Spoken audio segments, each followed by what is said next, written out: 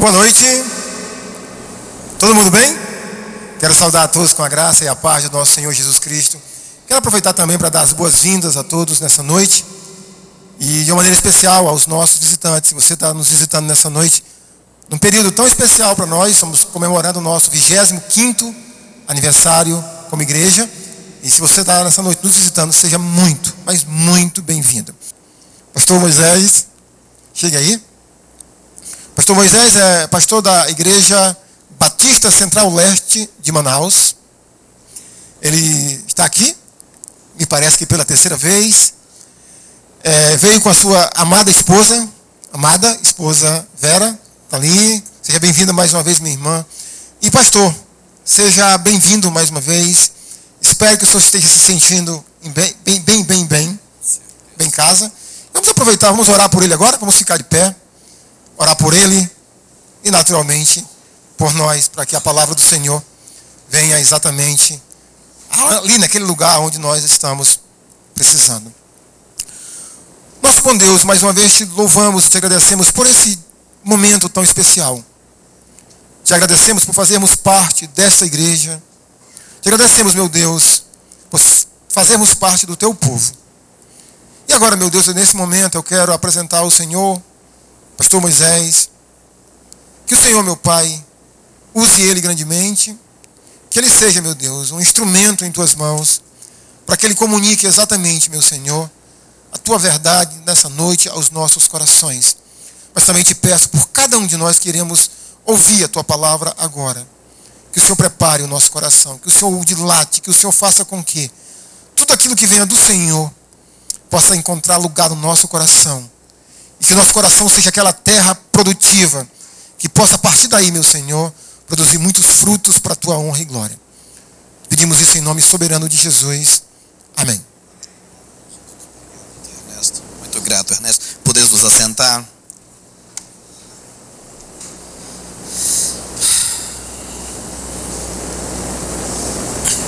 Primeiramente, boa noite a todos. É um privilégio estar aqui celebrando com vocês durante essa temporada os 25 anos de fundação da Igreja Batista Memorial. E com certeza esse momento tem sido bastante agradável para nós. Creio que eu vou voltar rolando para Manaus de tanta comida, Marcos, que já comi tudo, até já fui convidado a comer baixaria. E eu quero agradecer a cada um que tem dedicado um pouco do seu carinho, e como vocês são carinhosos. Obrigado por seu carinho, obrigado pelo tempo que vocês têm tirado para dedicar a nós e transferir esse carinho tão gostoso.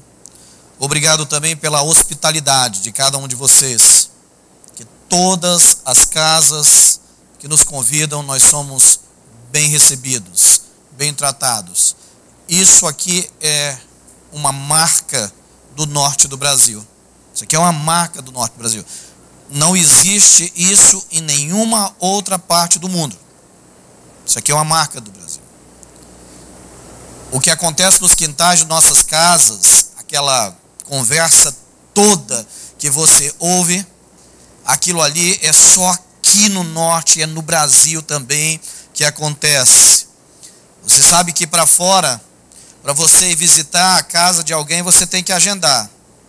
Você não chega na casa de alguém e bate na porta e diz: "Oh, vim comer". Ele vai dizer: "Eu convidei você?" E você vai embora. Você não tem como. Você agenda lá fora para ir para casa das pessoas. E outra coisa, é uma agenda que você tem que dizer o horário que você vai chegar e o horário que você vai sair. É sério. Você vai sair. E é uma coisa extremamente fria, Marcos. O churrasco é quente, mas a conversa é fria. E todo mundo ali conversa, aquele estilo de conversa tão silenciosa. Você sabe que durante o setembro em que aconteceu o atentado nos Estados Unidos, foi uma dificuldade para a polícia americana e para o sistema de segurança americano lidar com os brasileiros. Porque o brasileiro, ele faz festa até na desgraça. E todo mundo preocupado nos aeroportos, ali naquela área do aeroporto, e os brasileiros que chegavam falando e gritando e comentando e dizendo que tinham andado pelos outlets e tudo. Aí a instituição, a organização de imigração americana mandou reunir, chamar e colocaram o grupo de brasileiros lá para o final. E o pastor Tom estava nesse dia. E o Tom desesperado, onde é que vai estar o grupo que estava com a gente? Olha, eles foram expulsos lá para o fim do aeroporto, porque eles fazem muito barulho e eles estão atrapalhando a segurança aqui. Por quê? Isso é coisa nossa, isso aqui é alegria nossa. Nós somos alegres, isso faz parte da nossa natureza. Eu gostaria que os irmãos abrissem as suas Bíblias do livro de Hebreus, capítulo 12, versículos de 1 a 4. Hebreus capítulo 12, versículos de 1 a 4.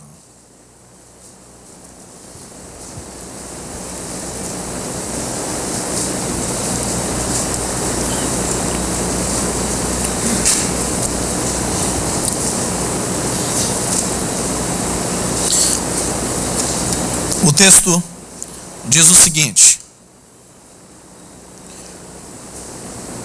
portanto, nós também, pois que estamos rodeados de uma tão grande nuvem de testemunhas, deixemos todo o embaraço e o pecado que tão de perto nos rodeia e corramos com paciência a carreira que nos está proposta, olhando para Jesus, autor e consumador da fé, o qual pelo gozo que lhe estava proposto, suportou a cruz, desprezando a afronta, e assentou-se à destra do trono de Deus. Considerai, pois, aquele que suportou tais contradições dos pecadores contra si mesmo, para que não enfraqueçais, desfalecendo em vossos ânimos. Ainda não resististes até ao sangue, combatendo contra o pecado. Esse texto, ele chama atenção para algumas afirmações sobre as quais nós precisamos refletir nesta noite. Primeiro, esse texto ele diz que nós também estamos rodeados de uma tão grande nuvem de testemunhas. E quando ele usa essa expressão, ele usa a expressão também, uma expressão adicionante. Também, estamos também, uma expressão, um termo adicionante. E quando ele usa esse termo adicionante, esse também, ele passa a ideia de que outras pessoas, outros que nos antecederam, eles também tinham uma nuvem de testemunhas que os rodeavam. Agora, a pergunta é, quem era essa nuvem de testemunha? Quem é essa nuvem de testemunha? Já se ouviu de tudo sobre essa nuvem de testemunha. Mas se nós olharmos atentamente as Sagradas Escrituras, nós vamos ver que essa nuvem de testemunha, ela tem como resposta o capítulo anterior. Essa nuvem de testemunha são todos aqueles que estão relacionados no capítulo 11 do livro de Hebreus. E essa nuvem de testemunha são aqueles também sobre os quais os versos de número 36, eu quero que você olhe lá, até o 44 ele diz: Veja o que diz, o 36 ao 44. Capítulo 11, versos 36 ao 44. Vejamos o que ele diz.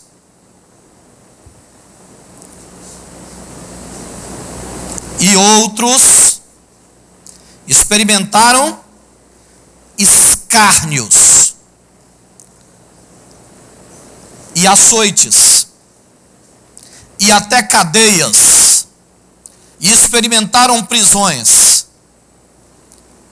Eles foram apedrejados, cerrados, tentados, mortos a fio de espada, andaram vestidos de peles de ovelhas, peles de cabras, desamparados, aflitos e maltratados, homens dos quais o mundo não era digno, errantes pelos desertos, errantes pelos montes e pelas covas, pelas cavernas da terra. E todos estes, tendo sido testemunho pela fé, não alcançaram a promessa, provendo Deus alguma coisa melhor a nosso respeito,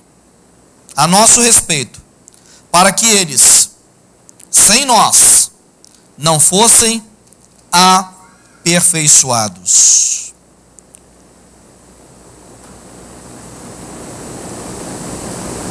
Isso aqui, nós estamos diante da primeira coisa que esse texto fala.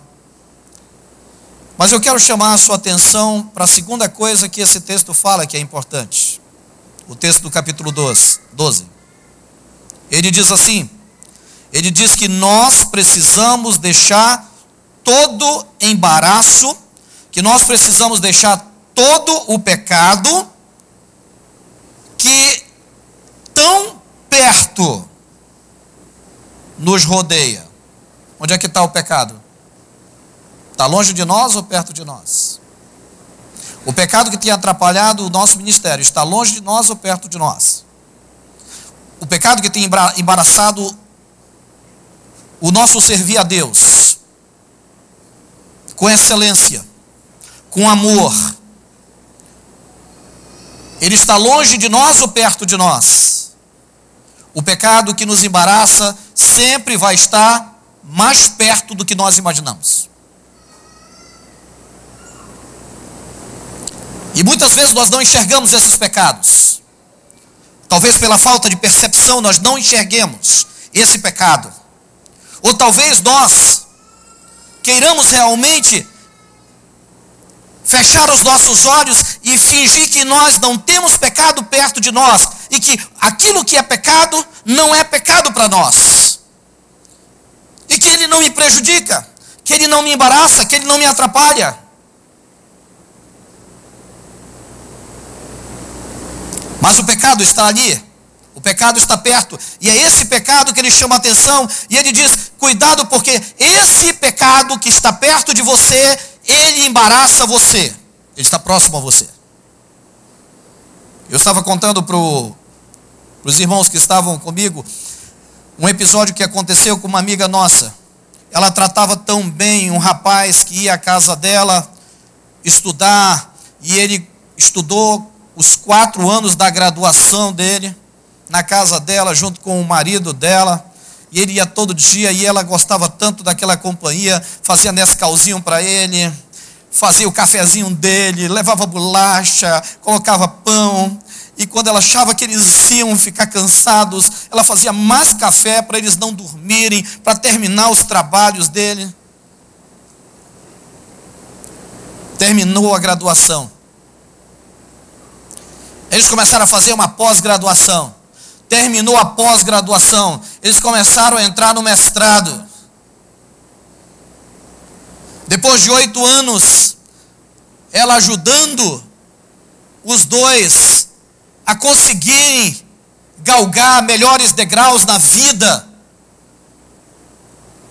O esposo chega e diz, meu amor, eu descobri que eu me desencantei com você. Eu me desencantei com você. eu não sinto mais nada por você. Durante todos esses anos eu tenho travado uma luta dentro de mim para chegar contigo e dizer que eu não sinto mais nada por ti, mas não é fácil. Mas você me trata tão bem. E ela perguntou: o que está acontecendo? É alguém da faculdade? É alguma mulher, alguma menina que entrou na tua vida? Eu conheço? Essa é a primeira pergunta de toda mulher. Eu conheço? Eu conheço? E aí a mulher vai alterando a voz: eu conheço! Aí ele diz: não, só um minuto. Você conhece, mas não é... Está mais perto de você do que você imagina. Onde é que está o pecado que nos embaraça? Mais perto do que nós imaginamos. Quem é que nos trai? É o nosso inimigo ou é o nosso amigo? É aquele que come na nossa mesa? É aquele que está junto a mim? Este foi o que me traiu. E ela não teve essa percepção, Marcos. E aí, ele disse: meu amor, é o seguinte, você conhece o nome dele, olha, me desculpa, você conhece o Marcos. Eu não tenho culpa nenhuma, meu irmão, mas eu conheço a história. E ela disse, o quê? Ele disse: é o Marcos.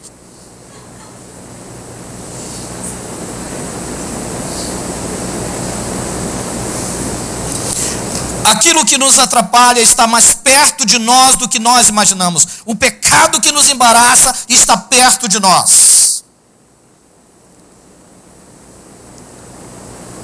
E é por isso que a terceira coisa que ele diz nesse texto, ele diz que se nós queremos correr a carreira que Deus nos propôs, a carreira que nos está proposta, é necessário que nós mantenhamos os nossos olhos fixos em quem?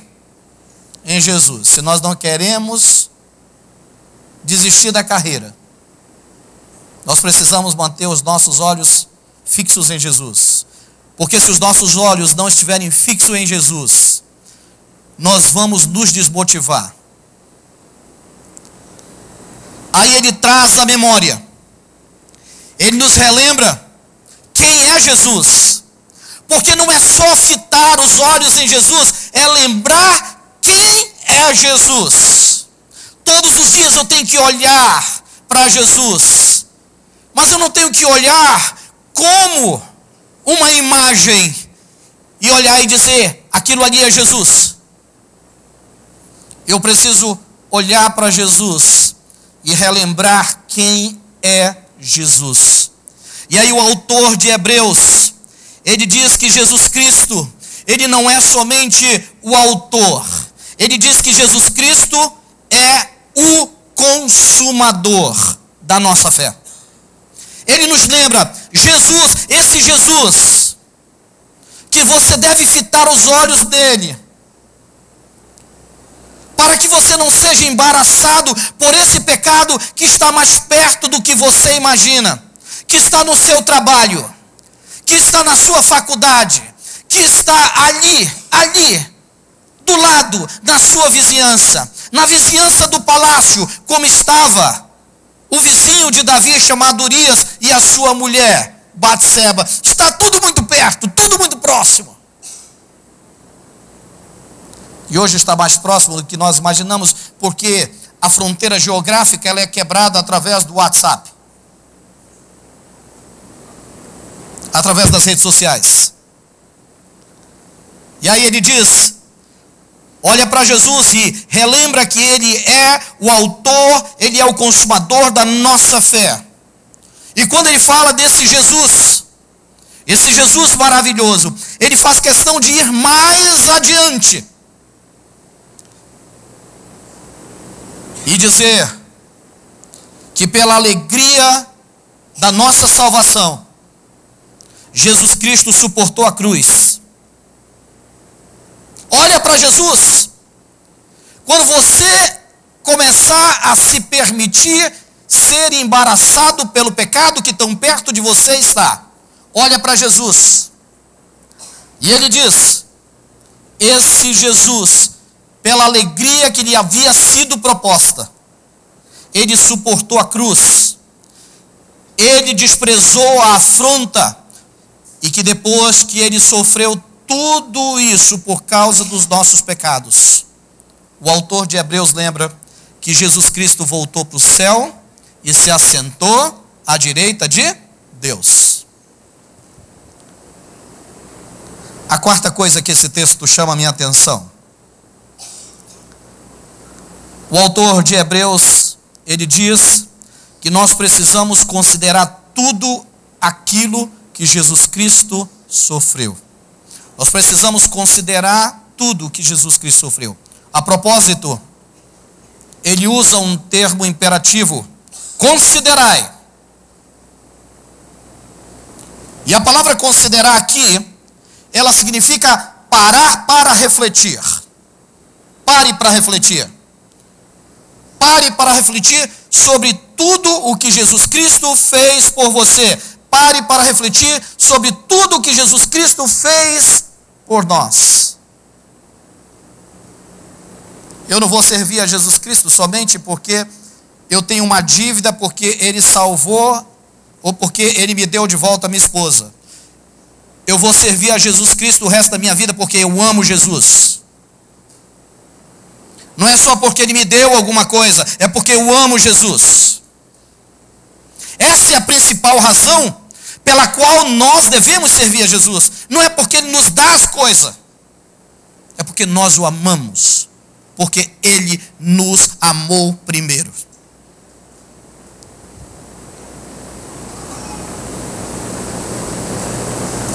E aí, esse autor de Hebreus que fala sobre tudo isso, ele nos convida a refletir por que é que Jesus Cristo fez tudo isso. E ele mesmo responde.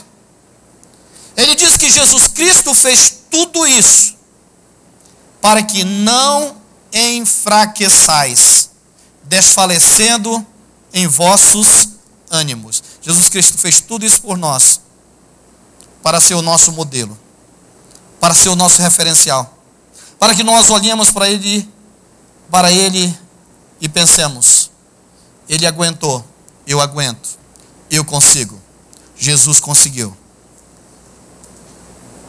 Mas me chama a atenção aqui o alerta que ele faz no final. Ele diz assim: ainda não resististes até ao sangue, combatendo contra o pecado.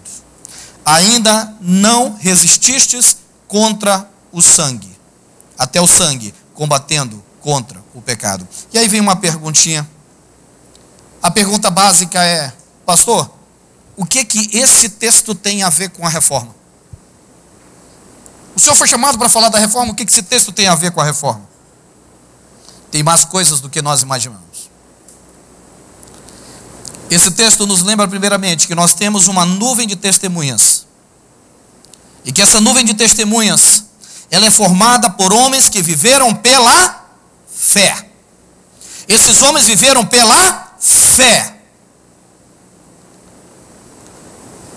E esses homens, a Bíblia deixa claro que eles não viram a promessa. Eles não viram a profecia se cumprir. É bom quando ele fala de homens vestidos de pele. É bom quando ele cita vários, ele descreve vários tipos de homens. Ele diz: esses homens não viram a profecia se cumprir, mas esses homens foram salvos pela fé. Como é que esses homens foram salvos? Pela fé. O que nós entendemos aqui? Nós entendemos que a fé é o elemento essencial para a salvação. A fé é o elemento essencial para a salvação. A fé é o elemento essencial para agradar Deus. É por isso que a Bíblia diz no livro de Hebreus, capítulo 11, verso 6, que sem fé é impossível agradar a Deus. Porque é necessário que aquele que se aproxima de Deus creia que Ele existe e que Ele é galardoador daqueles que o buscam. Agora, quando você olha para essa fé,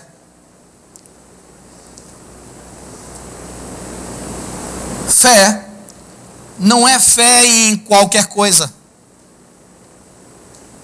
Não é uma fé em qualquer coisa. Não é uma fé numa estátua, numa imagem. Não é uma fé panteísta. E nós estamos numa moda que está entrando de maneira muito sutil. Uma fé panteísta. Já está entrando nas igrejas. A ecologia aos poucos vai invocando uma fé panteísta na igreja. E nós não estamos nos apercebendo. O pastor Ernesto ainda há pouco falou dos cafés light. Eu estou até preocupado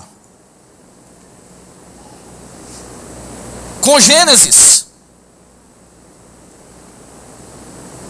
Nós vamos ter que recriar o Gênesis. Nós vamos ter que reeditar o Gênesis. E as ordens de Jesus Cristo parece que vão ter que ser reeditadas.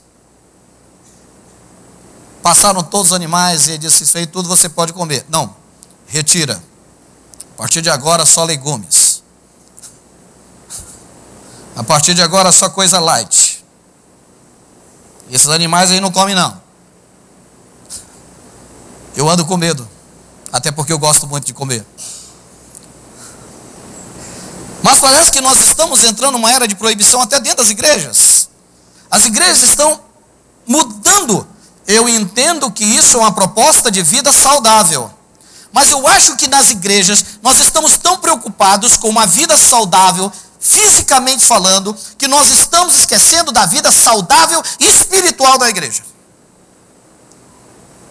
A igreja está ficando sarada, fisicamente sarada, mas doente espiritualmente. O garotão chega todo bombado, mas todo detonado na fé, acabado o caráter.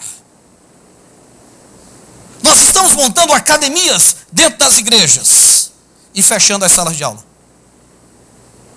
Nós estamos incentivando todo mundo a andar de bike, mas nós não estamos incentivando as pessoas a andar na palavra.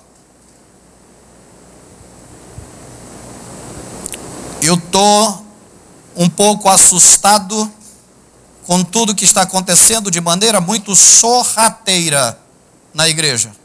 Nós estamos perdendo o foco principal nas igrejas. Vida saudável é bom,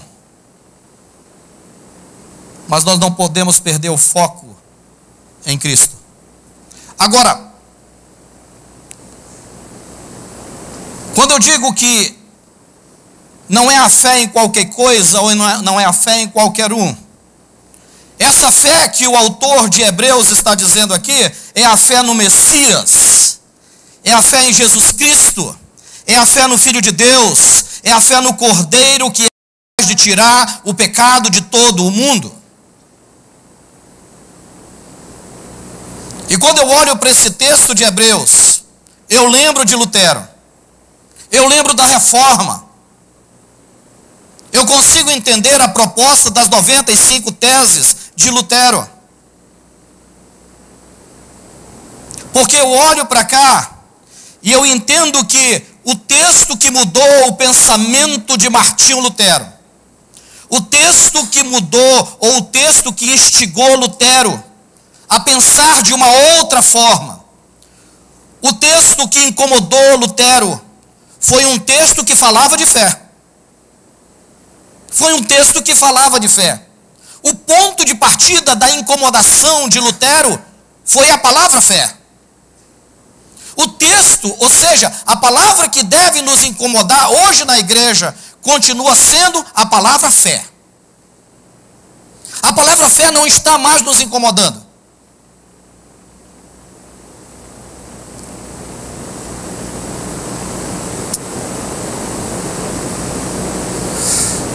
Uma irmã chegou comigo, me perdoa às vezes algumas colocações que eu vou fazer, mas eu às vezes me excedo na sinceridade.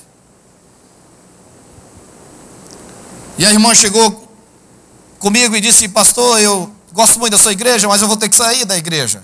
Falei: é um direito de qualquer pessoa entrar e sair da igreja.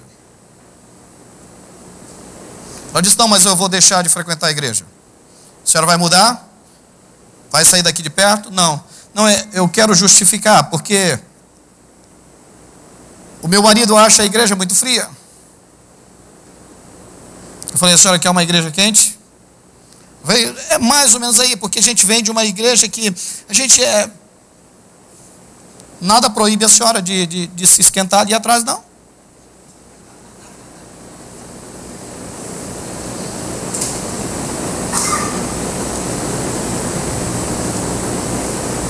Aí ela disse: não, pastor, o que eu quero dizer para o senhor é o seguinte, tem outra coisa, eu acho que os batistas oram pouco.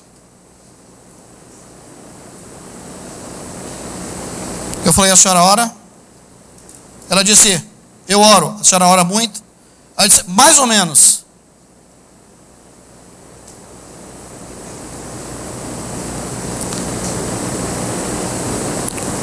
Em muitas coisas aquela mulher estava errada, Marcos.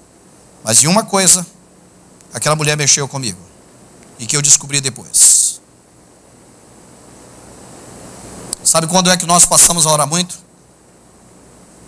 Não é quando nós atingimos o nível avançado do apóstolo Paulo, não. Você sabe quando é, Marcos? É quando nós precisamos de Deus.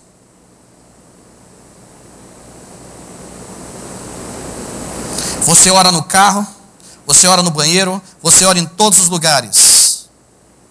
E não era aquele orar, aquela ação, aquela atitude que aquela mulher estava me propondo, que para ela o orar era o farisaico.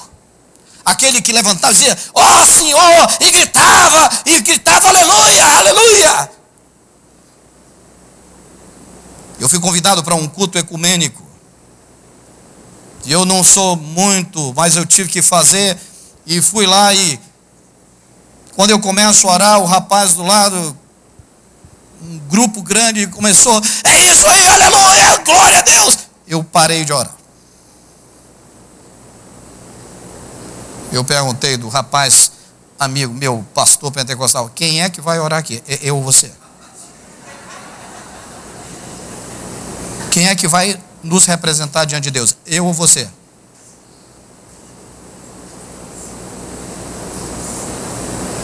Na hora da oração eu fiz isso.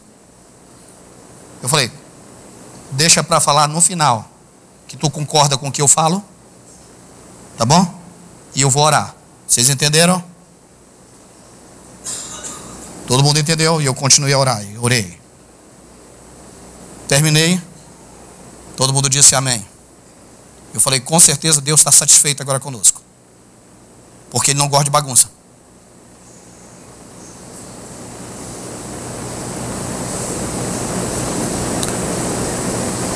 Mas por falar em oração, nós precisamos orar. Eu nunca orei tanto na minha vida do que quando Vera passou pelo tratamento dela. Foi aí que eu aprendi que é importante orar.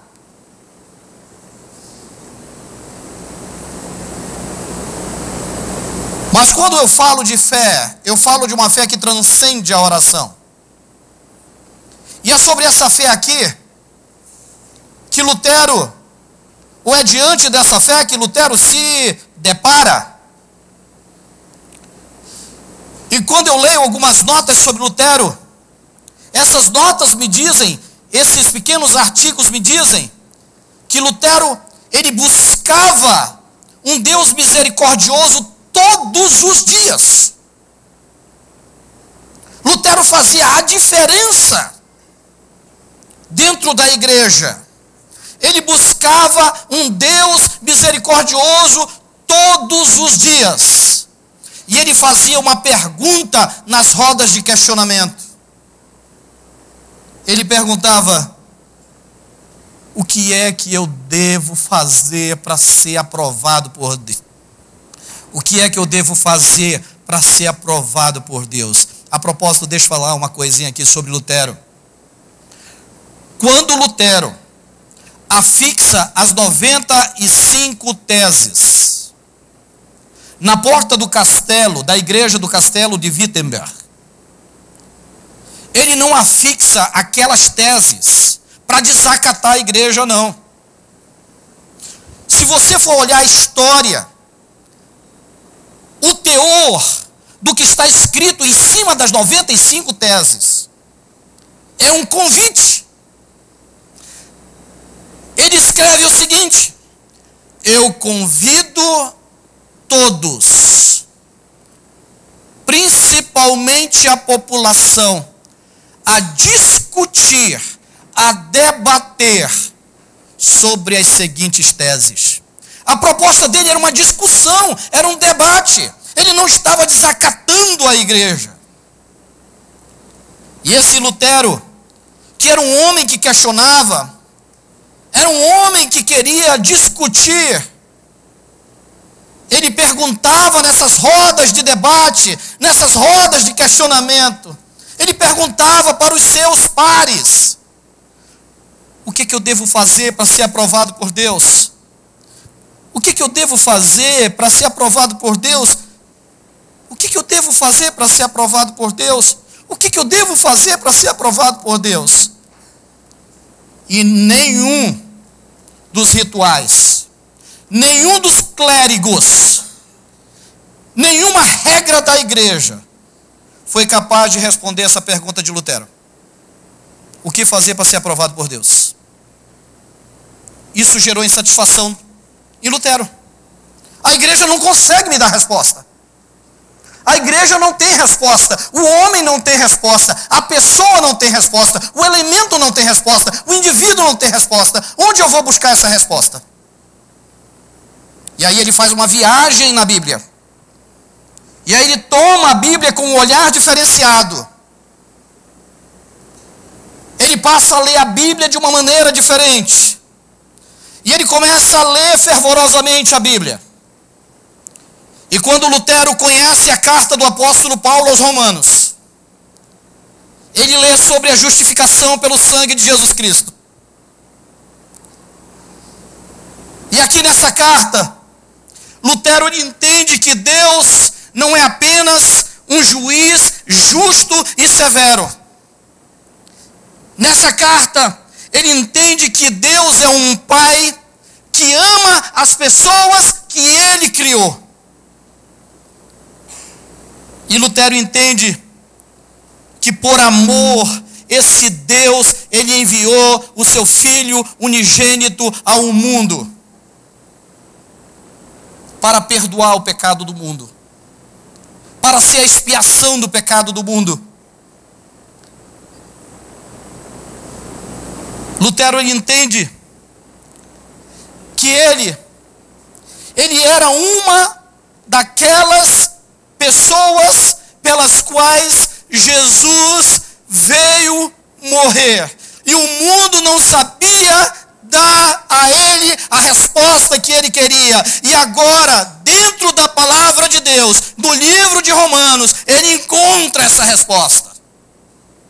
Que ele pode ser justificado pela fé. E que sendo justificado pela fé, ele vai encontrar paz.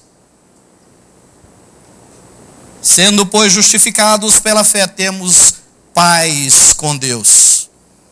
Isso acalma o coração de Lutero. E naquele dia, Lutero rabisca num pedaço de papel uma de suas solas. Ele escreve: salvação somente pela fé. Salvação somente pela fé. Nada mais. Salvação somente pela fé. Você sabe, meus irmãos, esse texto chama a nossa atenção quando trata de salvação. Mas esse texto, na verdade, ele chama muito mais a nossa atenção pelas propostas dadas por essa igreja para essa conferência. baseado nesse texto, nós podemos encontrar outras reformas das quais nós estamos como igreja precisando.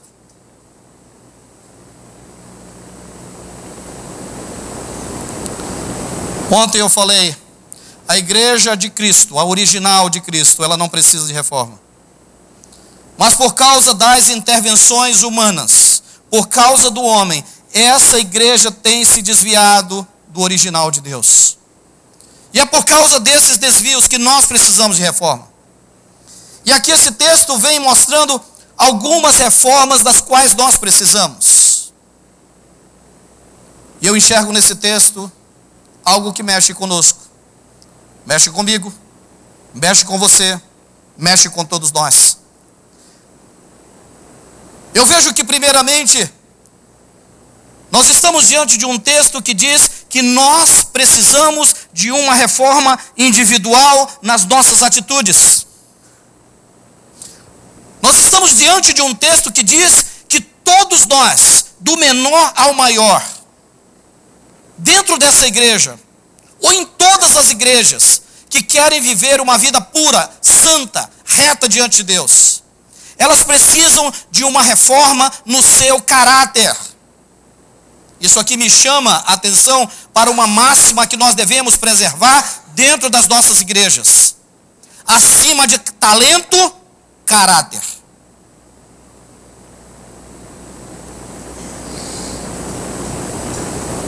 Chegou na nossa igreja um rapaz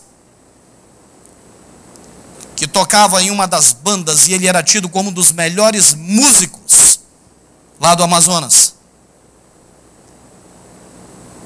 Como é o nome daquele ouvido que detecta a nota? Ouvido absoluto. Ele tinha ouvido absoluto. Era capaz de você estar tocando e ele... Mi, Fá, Sol, Si, Dó. Você sabe que pessoas desse tipo é até complicado chegar, porque são críticos e a tendência deles é, de certa forma, até inibe quem toca. Mas tá bom, quero entrar na banda, não entra na banda. Domingo eu toco, não, domingo você não toca. Domingo você vem para o ensaio. Mas eu toco melhor do que o menino lá, mas você vem aprender com ele. Mas eu tenho curso disso, disso, daquilo. Mas você vem aprender com ele. Eu venho aprender o que com ele? Você vem aprender humildade. Humildade. A gente estava conversando sobre humildade outro dia. Você vem aprender humildade. Nós temos muitas explicações para a palavra humildade. Mas a etimologia da palavra humildade, ela remonta à palavra humus. E o que é humus? Eu vou falar de maneira bem clara para até as crianças entenderem. Humus é o cocô da minhoca. Você sabe para que serve humus? O humus é usado para fazer plantas crescerem. E quando eu sou humilde, sabe o que eu faço? Eu sou colocado lá embaixo para que as pessoas cresçam a partir de mim. Isso é humildade. Quando eu me torno humus, eu estou ali para que as pessoas cresçam. E aquele que se humilha é exaltado. O que faz as pessoas se tornarem árvores, ele é exaltado. O humus é exaltado. E eu expliquei para aquele rapaz, eu quero que você seja o humus. Mas por que eu sou humus? Porque o humus é tão importante quanto a árvore. Porque é ele quem dá nutrientes para a árvore produzir frutos. Segundo, eu quero que você memorize uns textos da palavra de Deus. E toda semana, todos os domingos, nós temos uma sala onde cada músico, antes de tocar, ele vai para aquela sala e ele tem os 7 versículos memorizados que tem a ver com a prática do humus, com a prática de servir. Se ele acertar 50 mais 1, 50% mais 1, ele toca. Se ele não acertar, o teclado dele fica aqui. Não tem ninguém. Ninguém ocupa o teclado dele. Por que isso? Porque nós estamos ensinando um princípio. Acima de talento, caráter. Nós precisamos reformar o caráter de nossas igrejas. As nossas igrejas estão aceitando tudo dentro delas. E é por isso que nós estamos nos desviando da fé. Nós estamos tendo desvios de caráter dentro da igreja. Havia um senhor na nossa igreja. O dízimo era o maior de todos. E um dia ele me pegou e disse: olha, pastor, o senhor precisa rezar de acordo com a nossa cartilha. Isso logo no início, ele não me conhecia. E ele reunia um grupo de 7 homens que formavam o então Conselho Majoritário Masculino da igreja. Olha que nome chique. Conselho Majoritário Masculino da igreja. Qual era o nome? MMA. Era para dar medo isso, MMA. E eles chegaram, e esse homem que tinha o maior dízimo, ele disse: pastor, e estava eu e Davi. Só que o Davi faltou nesse dia. Ele disse: pastor, aqui o senhor vai ter que fazer o que a gente quer. Porque se a gente sai, essa igreja quebra. E eu falei: eu convido você a sair hoje. Sabe por quê? Porque a igreja de Jesus Cristo não quebra. Não quebra. Porque as portas do inferno não prevalecerão contra ela. Se as portas não vão prevalecer, o capeta que está querendo mandar em mim também não. Acabou. Saiu. Destruiu a fortuna dele. Acabou com a fortuna dele. Dizimou a fortuna dele. Levaram-se 18 anos. Minha esposa está ali. Depois de 18 anos, o meu telefone toca e eu ouço uma voz tão meiga, Marcos, que diz: pastor, é o senhor? Foi, sim. O senhor me aceita de volta? Falei: vem aqui conversar comigo. Era ele.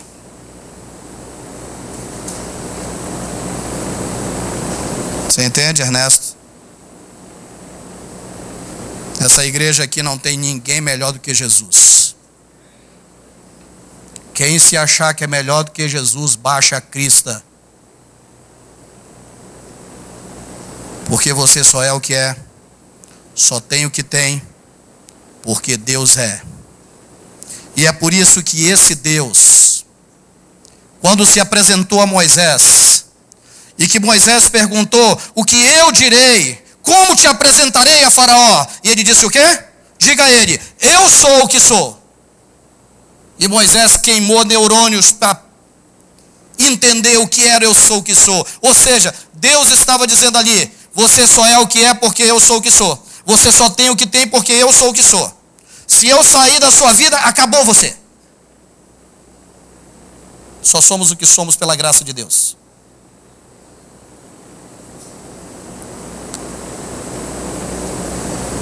E aí o que nós enxergamos nessa parte onde envolve Lutero?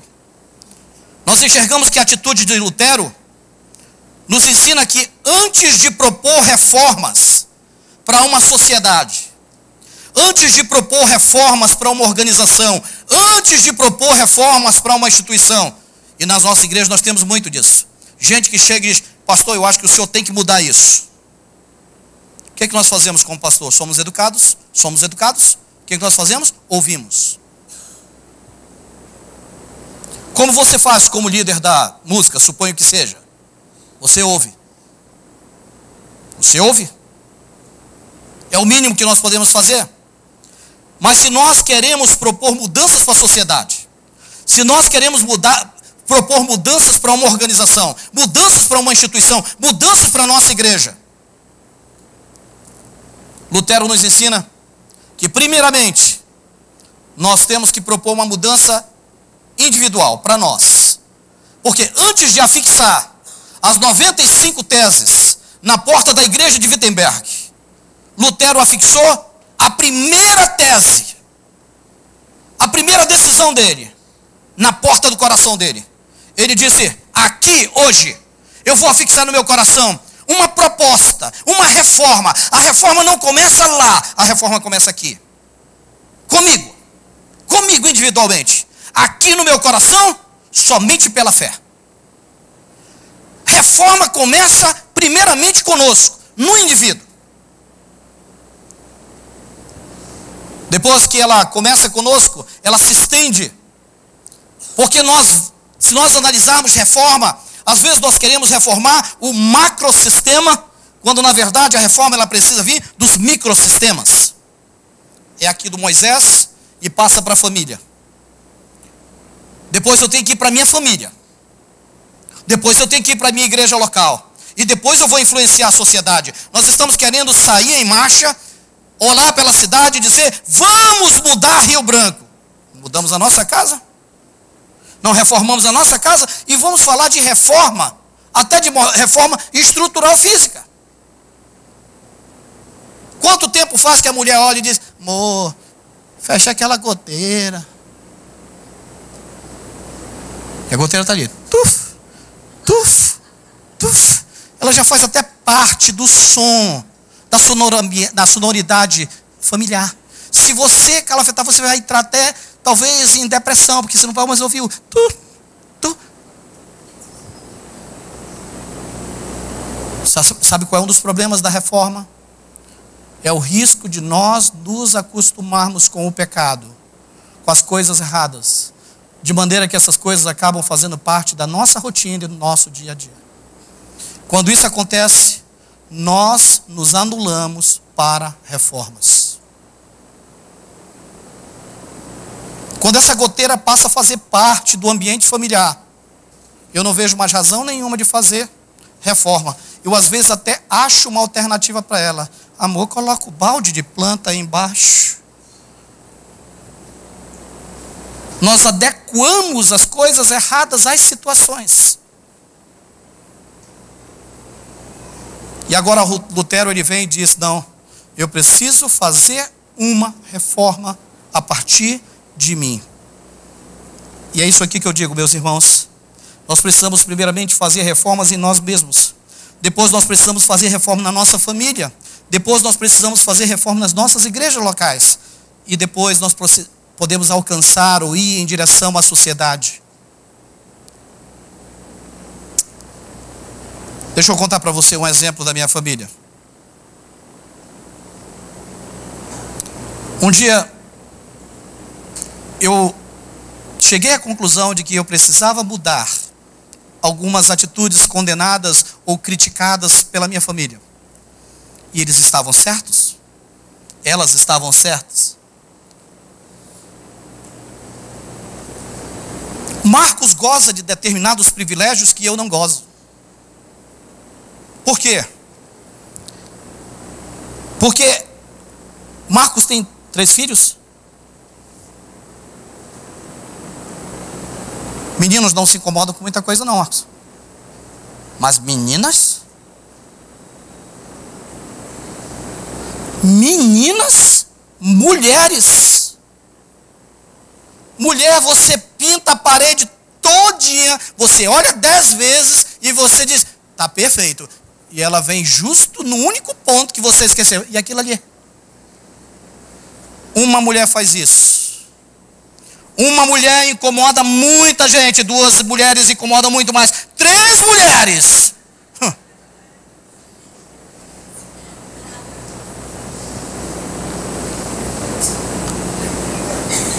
Eu ousei chamar as 3 mulheres para uma conversa. E eu falei assim para elas. Primeiramente para Vera e esse amor. Hoje eu vou sentar aqui. E eu quero que vocês falem abertamente para mim, na minha cara, tudo o que eu preciso mudar. Porque eu quero fazer um propósito com Deus, de melhorar. Eu quero fazer reformas na minha vida, a partir de mim. Eu tive muitas coisas na vida das quais eu me arrependi.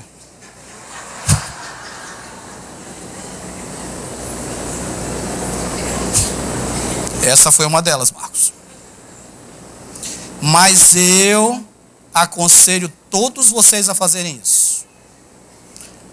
É muito duro, mas nós vamos exercitar uma área da nossa vida que nós precisamos exercitar.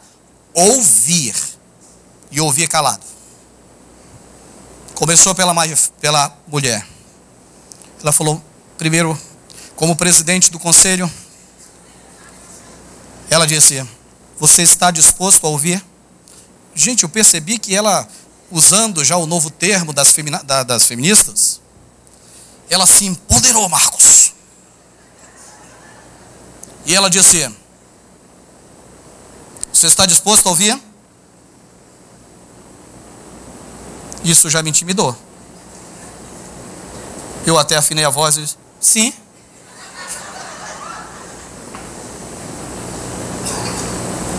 E aí veio a primeira filha. E ela disse, pai, é o seguinte, pai. O senhor é um pastor. Vixe, isso machuca, Marcos, essa introdução. O senhor é um pastor. Ernesto, isso machuca muito. Aí eu já ia preparar para o ataque. De querendo dizer, sim, e daí? Ela, só um minuto. Como pastor, o senhor tem que ser o exemplo. Dentro de casa, na rua, na igreja, em qualquer lugar. O senhor concorda comigo, pai? Falei, mas o que eu estou fazendo errado? Não fale, só ouça. Eu queria quebrar o acordo que eu havia feito. Aí ela disse, pai, tudo que nós vamos falar aqui é para o seu bem. Isso é um discurso que machuca também. Quando o senhor está dirigindo, nos incomoda muito. Quando o senhor fica irritado no carro e o trânsito, e que o senhor corta as pessoas. O senhor precisa fazer essa reforma na sua vida. Porque o que o senhor está fazendo, pai? O senhor está ensinando para mim e para a Rízia que é assim que nós devemos ser.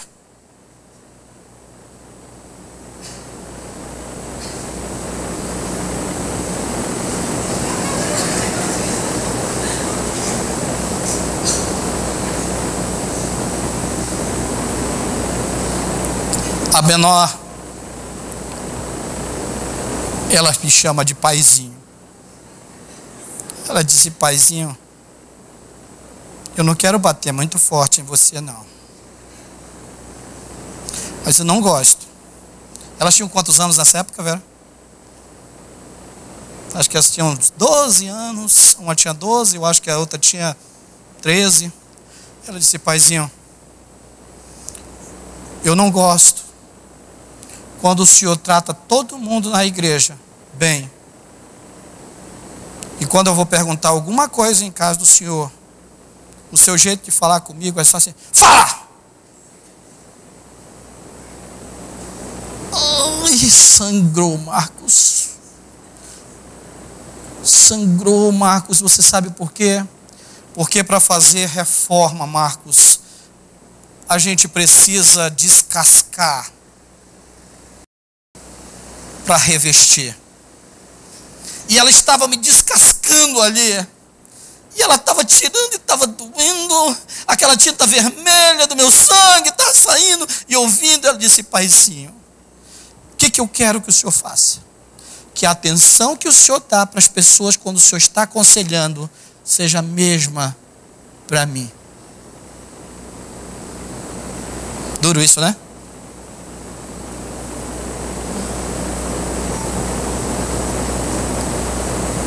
Aí a lista foi aumentando, Marcos. E aí elas escreveram tudo numa listinha. E elas me passaram depois essa lista com as reformas que eu devia fazer na minha vida. E aí sabe que conclusão eu cheguei? Que reformas não começam na minha igreja. Que reformas não começam na minha sociedade. Não adianta eu entrar num partido político, me inscrever, me tornar um presidente querendo mudar um país, querendo mudar um estado, se eu estou sendo incompetente de fazer reformas básicas na minha casa. Em atitudes mínimas, que Jesus Cristo pediu, que Jesus Cristo me chamou, e que Jesus Cristo disse, isso aqui são princípios elementares da base do cristianismo, chamado amor. Se você amar suas filhas, você vai entender que essas reformas que elas estão propondo para você, nada mais são do que pedidos de me ame, me atenda, me dê atenção. Porque se você amar, você vai ter paciência. Se você amar, você vai sofrer por quem você ama. E o que elas estão pedindo de você é uma reforma de amor. As nossas famílias estão pedindo uma reforma de amor, que inclui atenção. Nós estamos correndo 24 horas atrás dos nossos sonhos. E nós estamos esquecendo das nossas famílias. E é aqui que esse texto vem nos ensinar a segunda reforma de que nós precisamos. Nós precisamos de uma reforma nas nossas prioridades. É por isso que Jesus Cristo, quando ele conversa com os discípulos, idealizando uma igreja que não necessitava de reformas, ele diz assim, buscai em primeiro lugar o reino de Deus e todas as coisas vos serão acrescentadas. Mateus capítulo 6, verso 33. O que Jesus estava dizendo? Lá no início, essa igreja vai precisar rever, reformar as suas prioridades. Quais são as nossas prioridades hoje?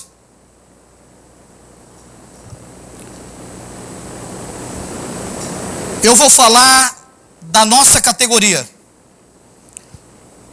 Da categoria ligada à educação, porque lá na cidade eu trabalho na Secretaria de Educação.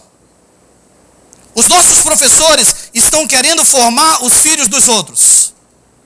E estão perdendo seus filhos.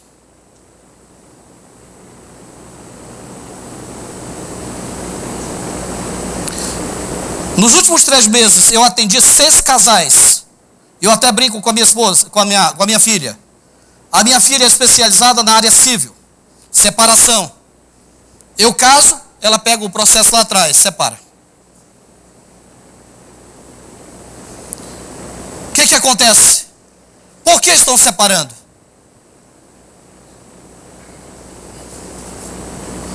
Chegou um jovem e disse, pastor, queria conversar com o senhor. Adriele, pode fazer a minha separação? Eu falei, o que está acontecendo? Ele disse, acabou. Eu não vejo mais minha mulher, Marcos. Minha mulher sai de manhã. Quando eu penso que eu vou ver a minha mulher de madrugada, porque ela agora, ela terminou a graduação, ela está fazendo uma pós-graduação, ela terminou a pós-graduação, agora ela entrou no mestrado, e agora ela está no mestrado, e ela está pensando em entrar no doutorado, e aí ela está pensando em ir para o PhD, e aí eu não vejo mais minha mulher, acabou. Acabaram-se as prioridades. E aí eu fui perguntar dela, por quê? Ela disse, porque eu tenho que pensar em mim, em mim. Opa, o que nós estamos vendo aqui? Nós estamos vendo um problema muito sério, que nós precisamos rever dentro da igreja. Nós estamos nos tornando uma igreja egocêntrica, e não uma igreja cristocêntrica. Porque se a nossa igreja for uma igreja cristocêntrica, nós vamos pensar nos nossos filhos. Nós choramos conjuntamente com uma família, com uma avó, que estava cuidando de uma criança que adquiriu uma bactéria no pulmão, que estava devorando o pulmão dessa criancinha. E eu perguntei, vó, cadê a mãe dessa criança? Ela disse, ela está em Fortaleza, fazendo uma especialização. Eu falei, por que essa mãe não abandona a especialização e vem para cá? Ela disse, eu falei isso para ela. Ela disse que ela não pode fazer isso, para eu me virar por aqui. Porque a especialização é mais importante para ela e aqui tem hospitais que podem cuidar da filha dela. Nós precisamos fazer reformas nas nossas prioridades. Nós estamos perdendo as nossas famílias, nós estamos perdendo nossos filhos.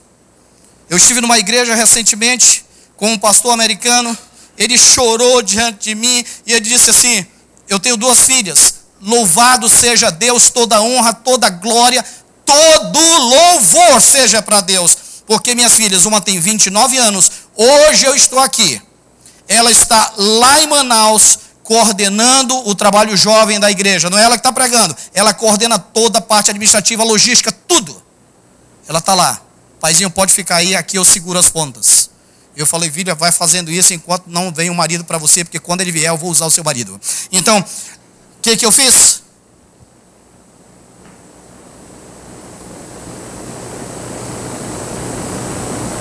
Eu fiquei preocupado com essa mãe e com essas faltas de prioridade.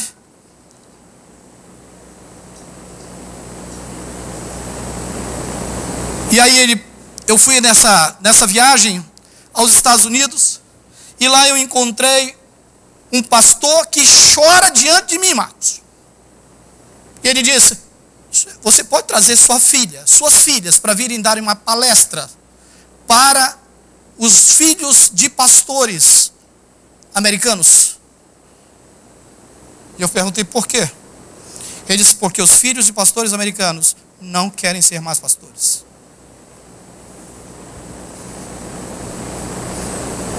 Por quê, pastor? Por quê?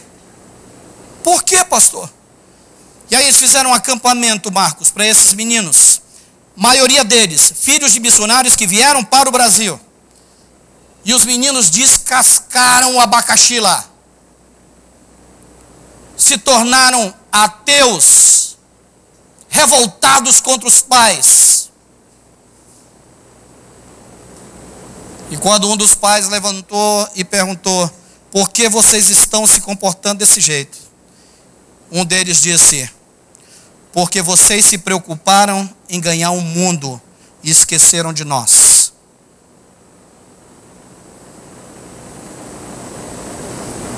Vocês se preocuparam em ter megas igrejas, em mandar relatórios todos os meses para a missão de vocês aqui, e esqueceram de nós. Quando vocês foram para as tribos, nós ficamos aqui. E vocês passaram lá 6 meses na tribo. E você sabe com quem nós ficamos? Com uma mulher que todos os dias nos colocava de joelhos. E agora vocês querem o quê?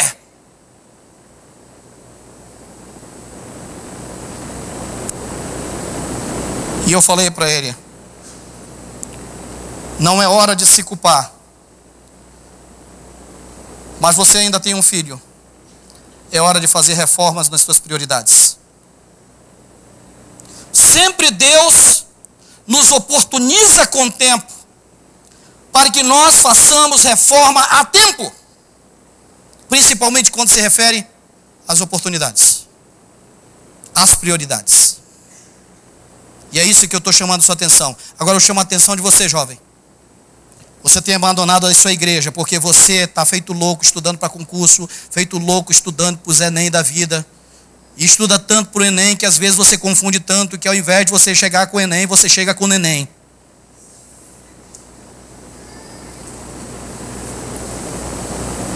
Você está louco, querendo realização profissional, porque eu quero viajar, eu quero fazer isso, eu quero fazer aquilo.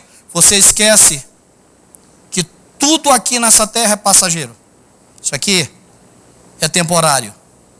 Isso aqui vai ser destruído, Marcos. Isso aqui não tem valor nenhum, vai ser destruído. O que vai ficar é isso aqui, essa reforma aqui dentro, que nós somos capazes de fazer. E nós precisamos, como igreja, olhar para isso e cada um de nós olhar e dizer, eu preciso fazer reformas de prioridade dentro da minha família. Tempo de almoço, tempo de convívio. As nossas casas se tornaram casas onde cada um tem o seu próprio apartamento. O garoto pega o prato e vai para dentro do quarto dele, porque lá dentro do quarto dele tem uma televisão. Ele não tem mais relação com os pais. E de lá do quarto dele, ele manda um WhatsApp para a mãe dele: mãe, pode trazer um copo d'água para mim? E aí que moral eu vou ter para chegar na igreja e falar alguma coisa se na minha casa eu estou agindo dessa maneira? É preciso eu começar a entender que reformas nas organizações, nas instituições, na sociedade, elas só acontecerão quando elas vierem de um plano menor. E esse plano menor é daqui, do indivíduo. Reforma de fé. Reforma de prioridades. E por fim esse texto vai falar sobre uma reforma motivacional. E ele diz: olha para Jesus, reforma a tua motivação. Olha para Ele, porque você não passou 1% do que Ele passou. Você reclama que ninguém dá atenção para você, que ninguém olha para você, que ninguém te dá valor dentro da igreja. Olha para Jesus. Quando você encher a boca e disser: eu estou desmotivado, eu não quero mais ir para a igreja porque aqueles irmãos... Ele diz: olha para Jesus. Olha para Jesus, você não passou 1%. 1% do que Jesus Cristo sofreu por você. Faz uma reforma na tua motivação.